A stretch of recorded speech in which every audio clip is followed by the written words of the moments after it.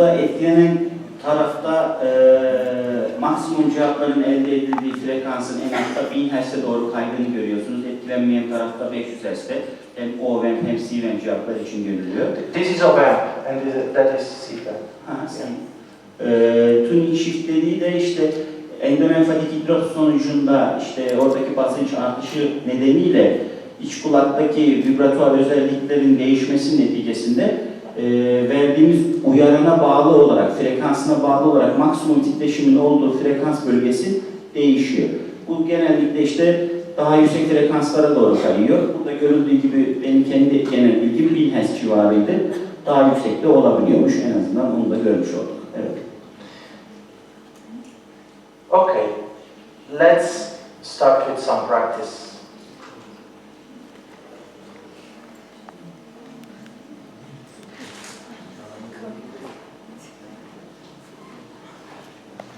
So, first of all, electrode placement and impedance test. Okay. So, pratiğe geçtik. İlk olarak elektrot yerleşimlerinde impedans testini yapacağız. In this picture, you can see also such one of the possible electrode placement configurations. That means the black holes always represent the negative response. The red ones, the positive electrode. The green one, the common. Siyah olan pozitif, negatif. Negative and black. Kırmızı olan pozitif. Her zaman onu gösteriyor. Şekillenmeyi zaten kontrol edebiliyorsunuz oradan. So typically the negative electrode, the black one, is the one that in the FER you place on the mastoid.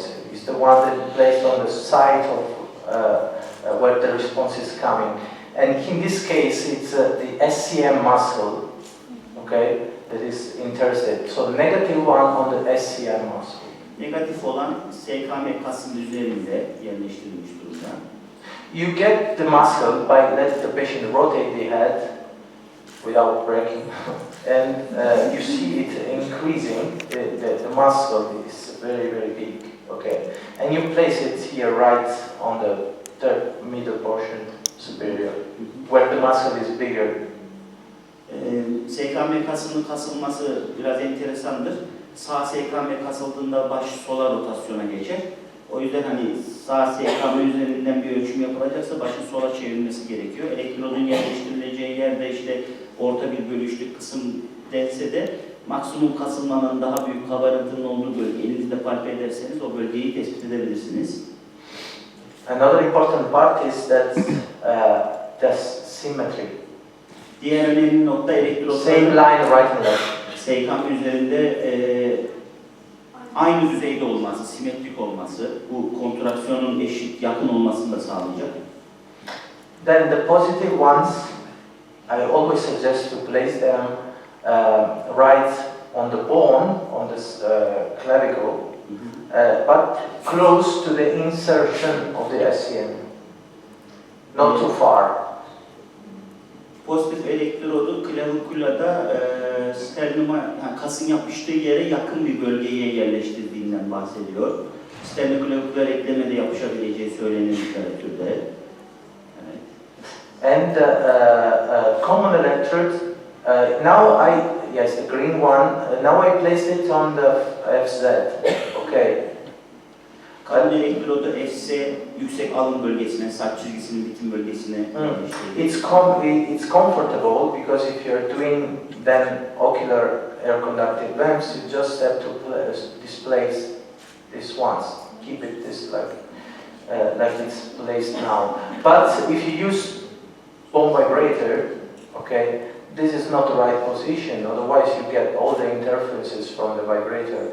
So the best way is to place the common one, in this case, on C6, C7, or on the sternum, wherever you want, but not here, because you're applying the vibrator. Bu yerleşim eğer hava yolu ölçümü yapıyorsanız, CVEMP'ten sonra da OVEMP ölçümü yapacaksanız, common elektrodun bulunduğu yer ideal. Ancak çünkü çıkartıp geri buraya taktığınızda çok bir değişiklik olmayacak. Kemik yolu ölçümüne geçerseniz işte Kafatasından vereceğiniz titreşim genelde de alından verildiği için buradaki elektrotlar arasında interferans oluşacağından yaş terminuma ya da C6 seviyesine almanız gerekiyor. There are different ways to get the right contraction. One, if you have a good neck, is by rotation. So now I'm testing the right side, so rotation, and then down this way. İyi kontraksiyon alınan çeşitli yolları var diyor. Sağ taraf için başı sola doğru rotasyona alır, öne doğru da fleksiyon o pozisyondayken alırsanız sağ kontraksiyon, sağ sekandör kontraksiyonu güçlü olur. The second one is the patient lying down. İkincisi, You ask him to look at his feet. Okay. İkincisi hasta sırt üstü yatarken ayaklarına bakması isteniyor. Eğer hayal ederseniz başını fleksiyon almış oluyor ve bir tarafta kasılacak. Evet. Yes. The third one, according to me, is the best if you have a difficult patient. With rotation, head rotation, you cannot get a strong result. Then, before saying it's pathological, do always a trial by patient lying down and up and rotation. One side per time, okay, but up with the head and rotation. So lying down, up and rotation. One side and one side. So this is the best also to avoid, because the double side is quite more difficult for the patient, and also you can have an artifact coming from the contralateral muscle inside your response. So doing one side per time is quite suggested. Üçüncüsü ve kendisine göre en iyi yani kontraksiyonu sağlandığı hasta sırt üstü yatarken başını öne doğru alıp bir tarafa rotasyon alması. Hani önce öne doğru alıyor sonra rotasyon alıyor. So şu an başlıyoruz. Remember to put on the headphones. The stimulus here, as we told about before, now I'm using a 212 tone burst in condensation. 2-1-2 devir tone burst condensation 500 Hz. 500 Hz ve uyaran verilecek. So you just ask your patient to rotate the head and down. Shoulder should be fixed, don't move the shoulder, just here and contraction like this. Wait some seconds that it will reach the saturation of the muscle and then start. Oh, sorry, I am on the left. Sorry. Sol taraftan uyaran verdiği için bir düzeltme yapıyoruz. Şu an çünkü başı sola çevirdiğim için sağ taraftan değerlendireceğiz.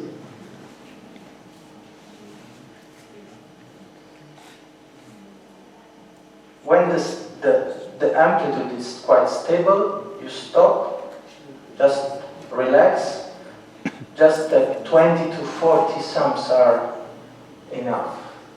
Cevap amplitüdünden eminseniz, işte çok fazla gerek yok, 20-30 yani eminseniz eğer ki durdurup hastanın gevşemesini sağlayıp bir daha tekrarlayacağız. Always do a retest.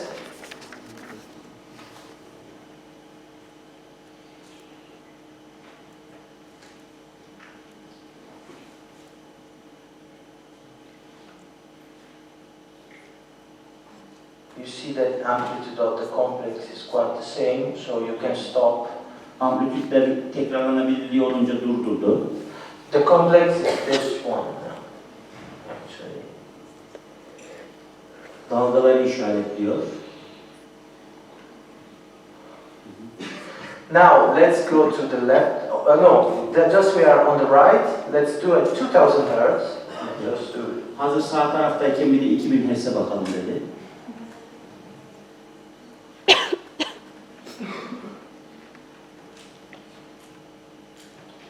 Gene 2-1-2 devir. Always right. Sağdayız. No.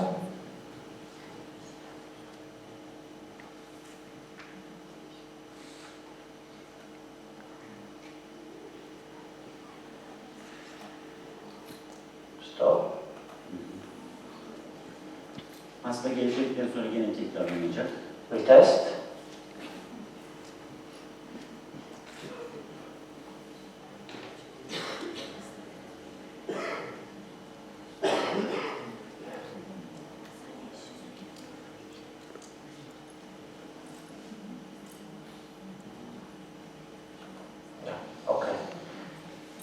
we can see a smaller peak as we expected.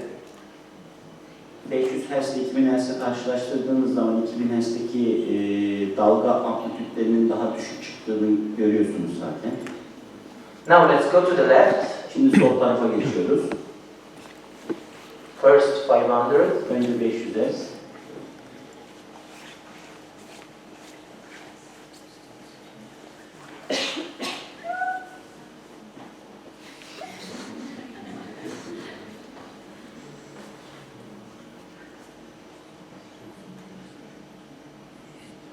Stop.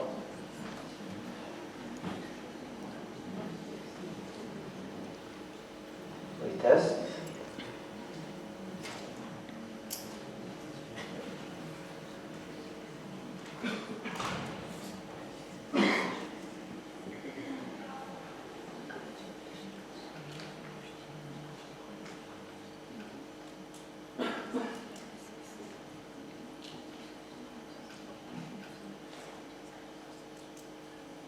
Stop. Let's go to 2000. 500 Hz'den sonra 2000 Hz'e geçiyor sol tarafta.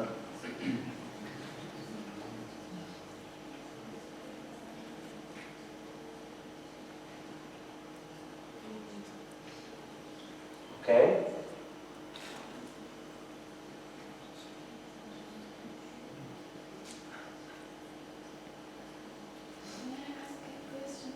Yes. What do you think about EMG level? Yes. Now it's the next. You anticipated me.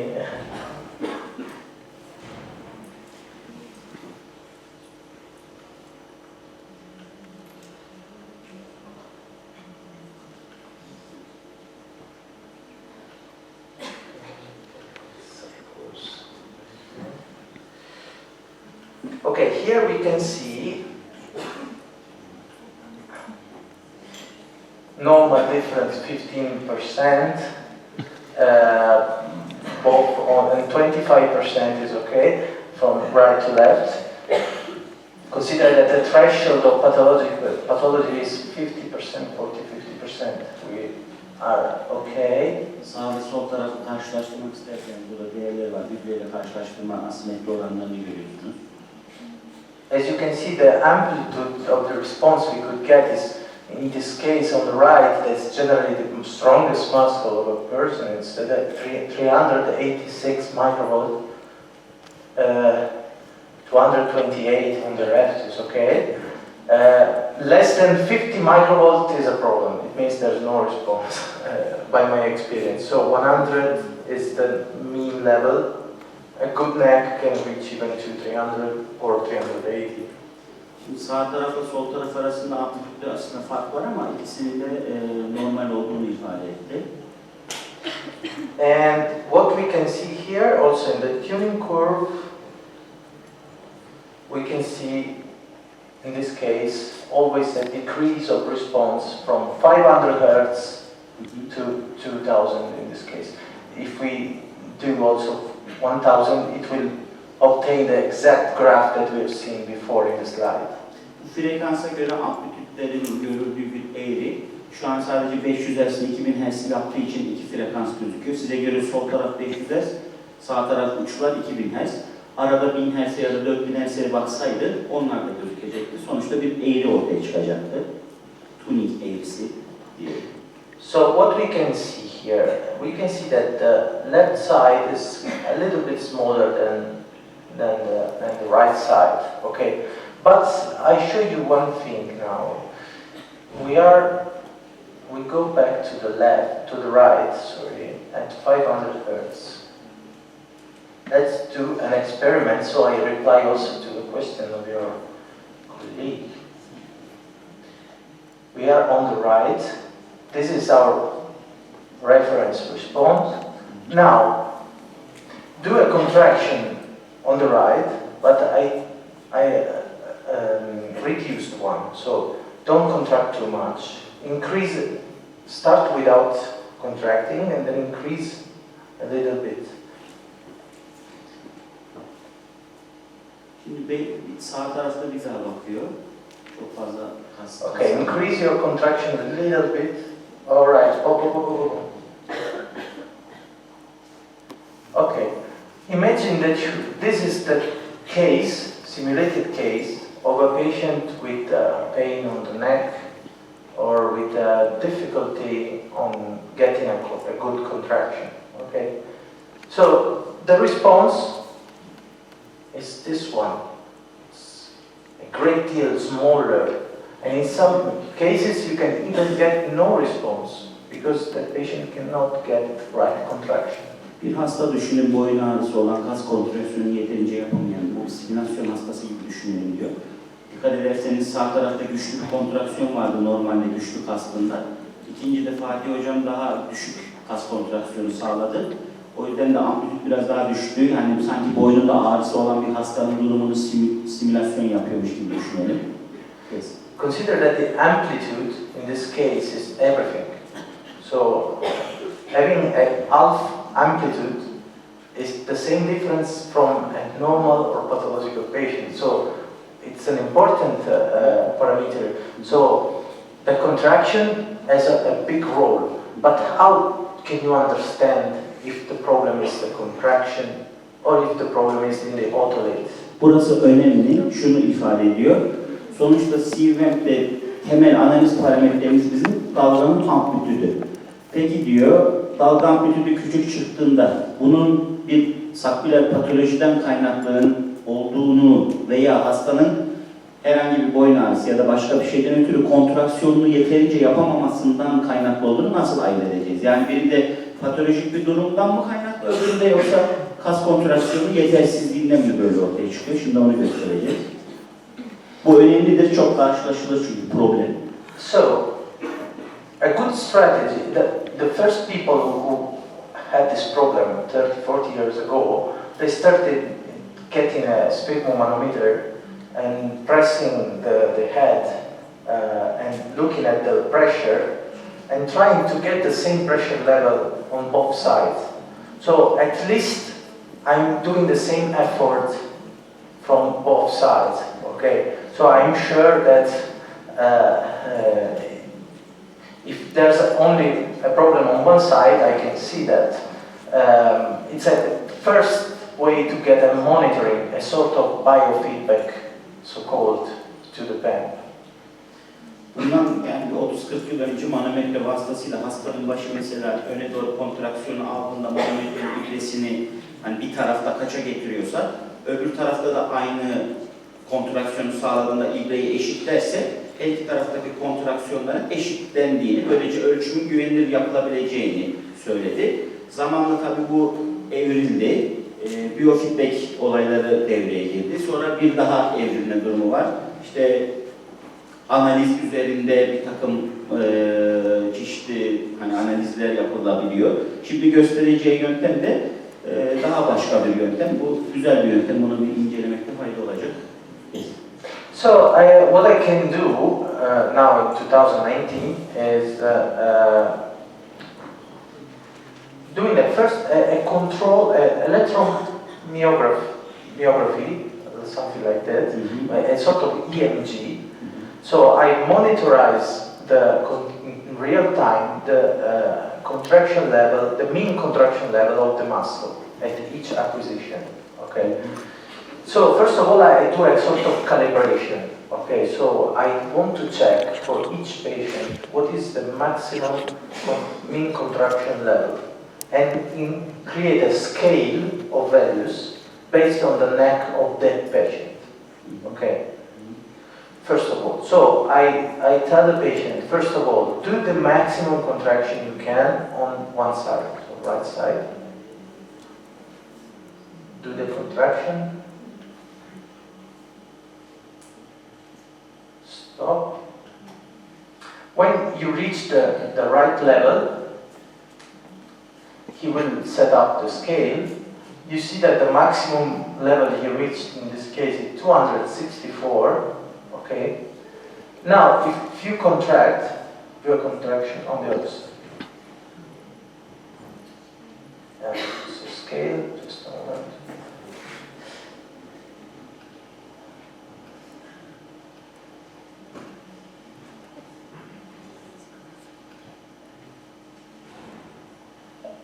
contraction again, maximum.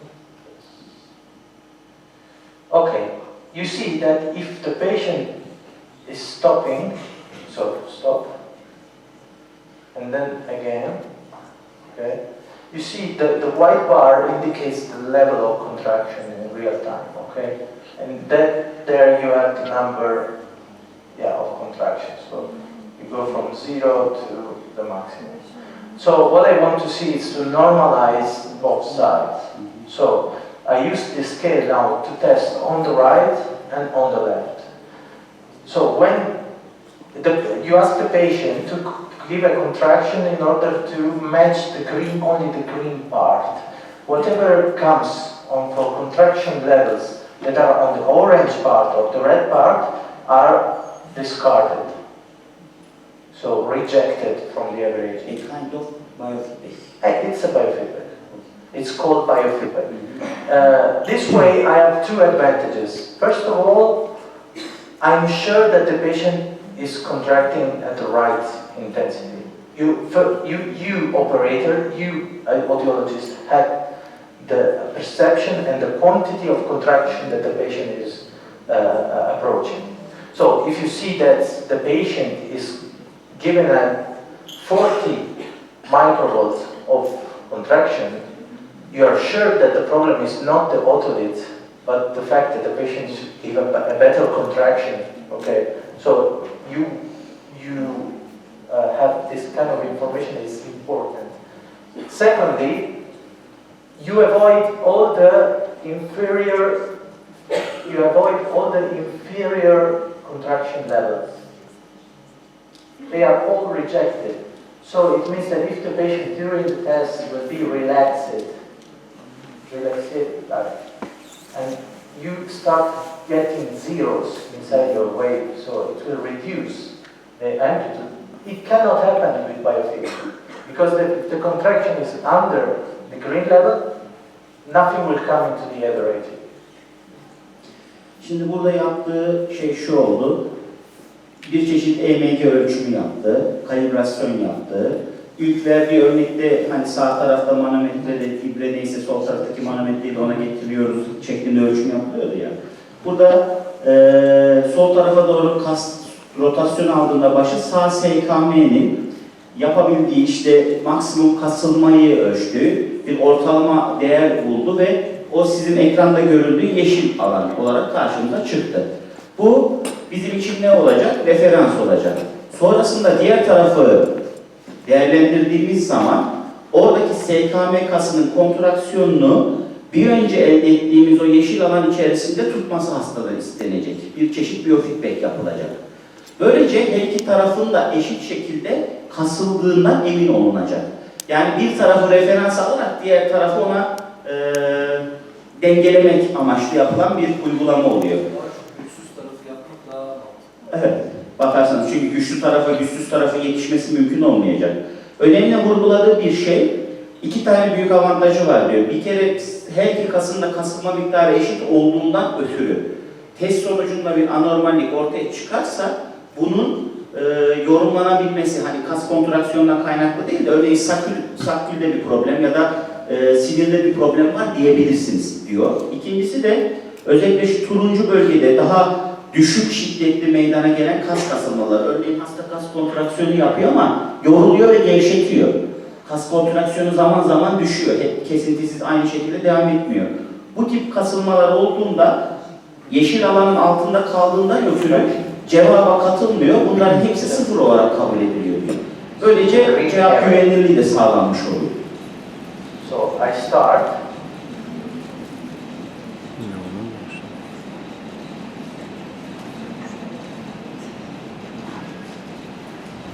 So if it's relax. Now the test is going on, but it's not coming anything inside nothing is coming inside the waveform, the average. Okay. Do a contraction. Okay. So that's important because you use the same approach to the left side. Gevşettiği zaman dikkat ederseniz dalga formuna eklenen bir veri olmuyor. kasmaya devam ettiği zaman dalga formuna ekleniyor veriler. Oh, you can use also a LED, a colored LED here. Yeah. Elindeki amplifikatörden, preamplifikatörden de ışığını takip ederek kendisi bir görsel feedback sağlayabiliyor. So, go to the left side, no, the other side. Yes, then here, look at the, yes, and down, the best contraction, okay?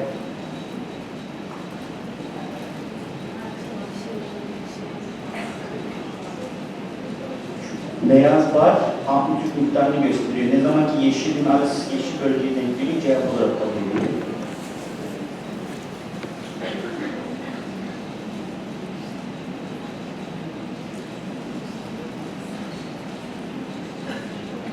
Alright.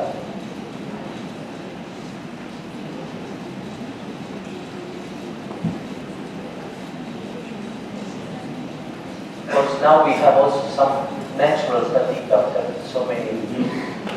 Çok sayıda kasılma sonucunda bir yorgunluk oluşturuyor. O yüzden sol tarafta bir amplitütlerde düşüş var. But the principle is that you can get this kind of asymmetry that can be very useful for your practical approach.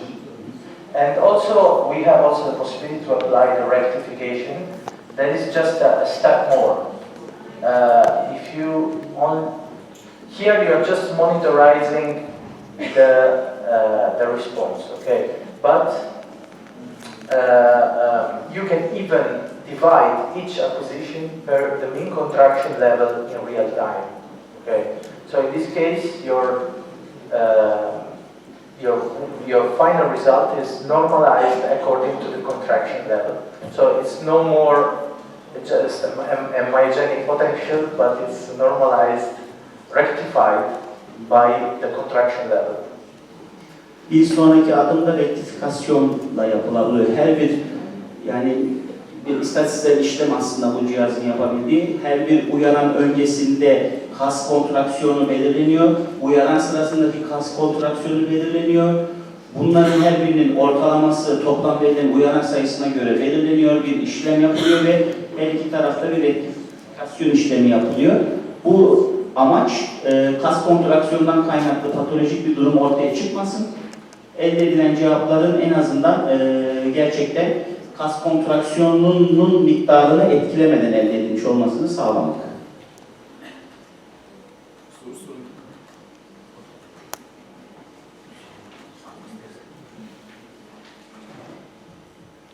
Sorry, can I ask a question? Yes. The biofeedback testing, can we change the green areas length, or it's default? In this software version, for now, it's by default. It's calculated according to a validated formula. Okay, but yes, we will introduce also the possibility to customize it.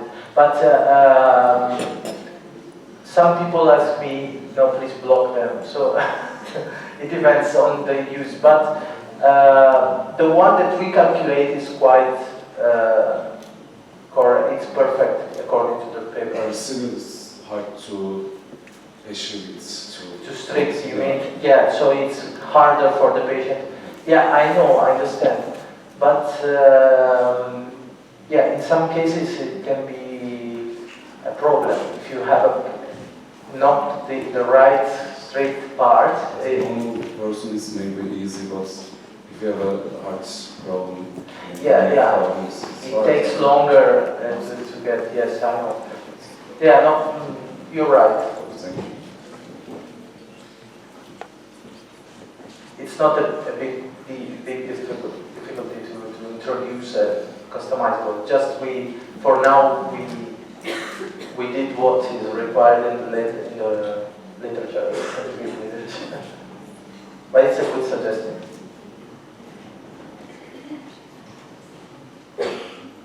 So.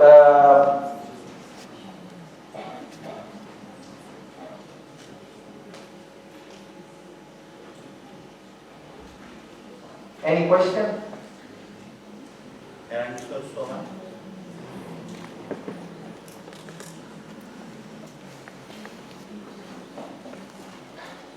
I hope I let you understand also the importance of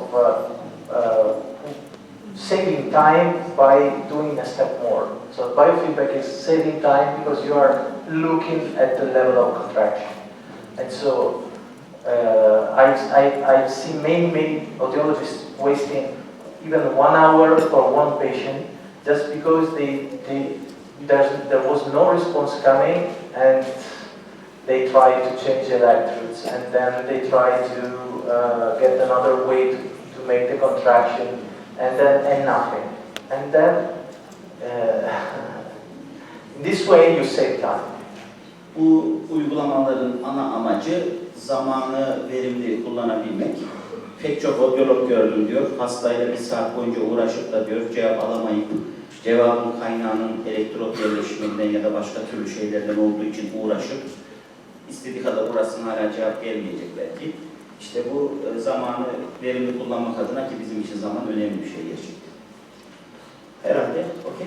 Okay, if you, I don't know what time is it. No? Lunchtime? Yes. I hear from. Okay. So tomorrow, before starting with the ECG and whatever, we will also do ocular VEMPs. So we complete the Yarın elektrokokleografi haberi yapmadan önce